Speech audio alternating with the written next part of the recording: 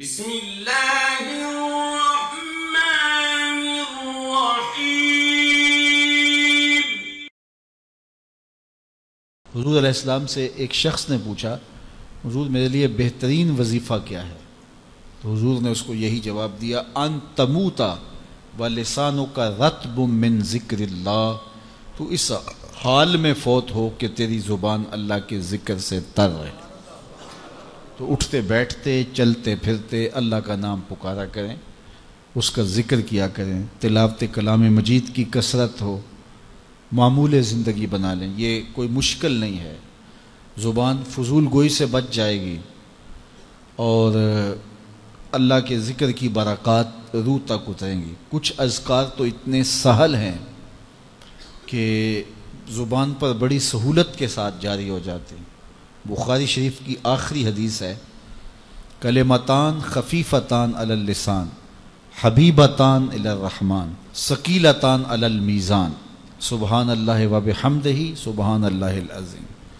دو کلمات ایسے ہیں جو زبان پر بڑے ہی ہلکے ہیں، میزان پر اتنے بھاری ہیں کہ جب رکھے جائیں گے پلڑا جھکا دیں گے، اور اللہ کو بڑے ہی محبوب ہیں۔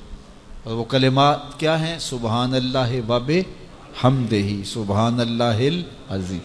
اب یہ دو کلمات ایسے ہیں کہ جس کو آپ چلتے پھرتے وضو بے وضو پڑھ سکتے ہیں، کوئی اوکھے نہیں ہے، اس سے زبان نہیں تھکتی، جبڑے نہیں تھکتے، ذہن نہیں تھکتا، دماغ نہیں تھکتا، چلتے پھرتے اٹھتے بیٹھتے وضو بے وضو سوتے جاگتے لیٹے کروٹ لیٹے جیسے بھی آپ پڑھ سکتے ہیں سبحان اللہ و بحمدہ سبحان اللہ العظیم۔ تو جب یہ میزان پہ رکھے جائیں گے پلڑا جھکا دیں گے۔ اور ایک روایت میں آتا ہے کہ یہ سبحان اللہ والحمدللہ اس قدر بابرکت کلمات ہیں کہ جب یہ کلمات کہے جاتے ہیں زمین سے آسمان تک جتنی خالی جگہ ہے نور سے بھر جاتی ہے۔ اللہ اکبر۔